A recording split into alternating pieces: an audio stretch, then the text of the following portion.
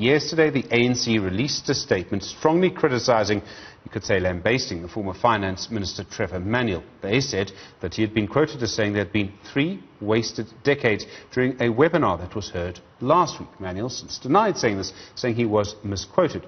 But then this morning, he also has strongly criticised the Secretary-General of the ANC, Ace Magashule. The ANC now, in the last hour and 20 minutes or so, has released a statement saying it accepts Trevor Manuel's explanation that he was misquoted.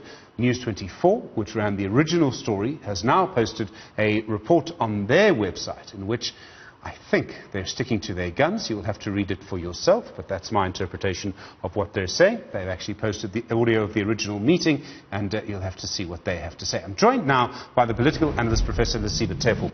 Professor, good afternoon to you. The starting point has to be the fact that both Trevor Manuel and the ANC have confirmed that the ANC did not speak to Trevor Manuel before issuing their statement criticising him.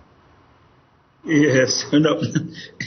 The sad reality is that the ANC is at war with itself. And they are too quick to box people that either you belong to this or that faction. Had they been just prudent and cautious enough to say, this is uncharacteristic of Manuel, could he have said this? Can we look and can we listen and analyze what he said? Incidentally, as a senior student of philosophy, just listening to that, clearly there is a contradiction. Manuel alludes to the good years and good harvest under the ANC leadership. He equally alludes that there were years that they lost the ball and those years were wasted. So there is no contradiction there for me, right? If you are at least objective.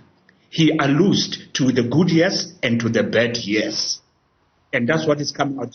And therefore, even the reporter, I cannot blame them. They have captured Manuel saying, right, inadvertently, that 30 years wasted. But he goes on to say, but surely, if you look at it properly, I didn't mean that. And I grant him that argument. But you can't blame Manuel. You can't blame the reporter, and I'm just saying, as a family, they should have dealt with this matter better. Well, you talk about a family, Professor. I mean, we expect that people within a political party get on. I know around the world that doesn't always happen. Look at the Republicans and Donald Trump. But I would like to put this to you. You say that maybe they're not getting on. Could it all, I mean, it looks to us, it looks to an outsider, me as a junior student of philosophy perhaps, that you know, they're not talking to each other and so they didn't communicate. But there's also the issue of pressure. To be on the receiving end of an ANC statement does put you under pressure. I mean, could there almost be some sort of deliberate thing, or am I getting a little cynical in my old age? Look, the ANC is undoubtedly under immense pressure. And they brought this unto themselves. They took society, to some extent, for granted. And they never thought this day would come. And some of us did caution. There comes a time in the affairs of men when enough is enough, right? And when silence is betrayal, when silence is acquiescence. So, having said that, they ought to have said to themselves, it is uncharacteristic of Manuel. And I still put a high premium on his performance and his worth and his commitment to this country. He surely call it a Freudian slip, but had things not been where they are today, I don't think the ANC would have reacted in the manner it did. So they are just too quick to box people, to say you belongs to faction A or to faction Z. And that doesn't do them any good. Because right now, to try to retreat in a very undignified way and say, oh, well, it wasn't what was intended, therefore he was misquoted, or we're a bit hasty, it's just not good in terms of PR.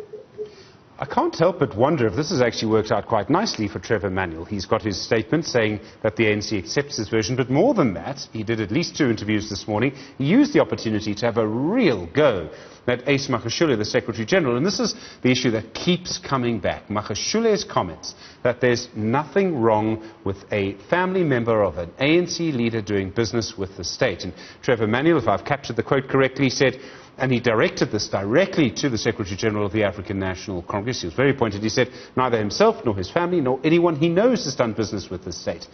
I mean, that, again, back to your bigger point. But this issue, this quote by Ace Makashule, keeps coming back. Yes, but look, I hold no brief for Ace Makashule. But I certainly don't want to accept the narrative that want to project him as the public face of corruption, especially the one perpetuated by the ruling party. Ace is right to say, let he who is without sin be the first to cast a stone. But Tabile Dlamini says to me, there is none amongst you, my colleagues in the ANC, who hasn't got a Smolanyana skeleton. I'm sorry, I don't buy the narrative that wants to project him.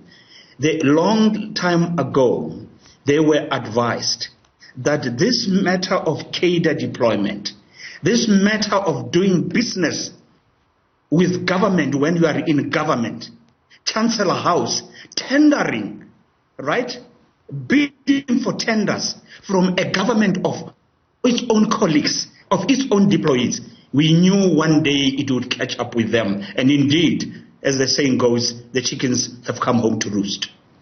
I mean, so many different things are happening in so many different places. I mean, just as an example, the NEC clearly, it seems divided, and it's not very often that I agree with the Umkhonto we Sizwe Military Veterans Association, but I think we would have to accept that the NEC is divided.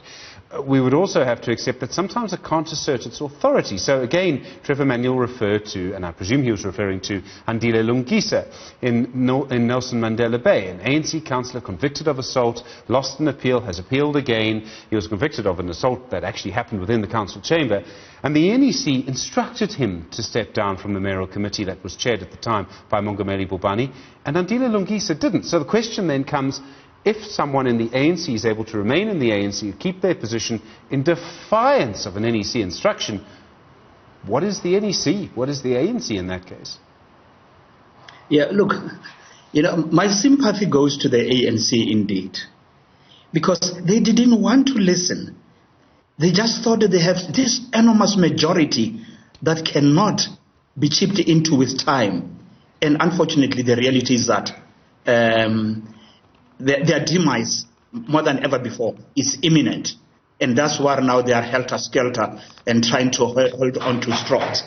Look, they knew on several occasions they took decisions that says, and informed indeed by the seminal document that I respect, through the eye of the needle.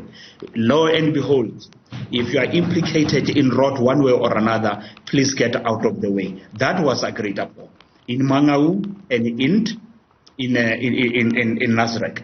But again, it depends on which factions you belong. I mean, Lungisa it's not about presumed innocence until proven otherwise. He was found guilty. He's on appeal, but they let him stay on. Now, you have Madame in KwaZulu-Natal. She's not yet found guilty. Why wouldn't she argue that I'm better off if you use at least the analogy and the comparison with Lungisa? They are where they are precisely because they look at who and where one belongs before they can pronounce. That document called through the eye of the needle. Let them clean it and look at it again with a clean eye and try to go through that eye in that needle. They will have a better morality that perhaps can still restore yesteryear's integrity that they so much enjoyed. Respecting it. Professor Lesiba Teffo, really appreciate the time. Political analyst, thank you very much.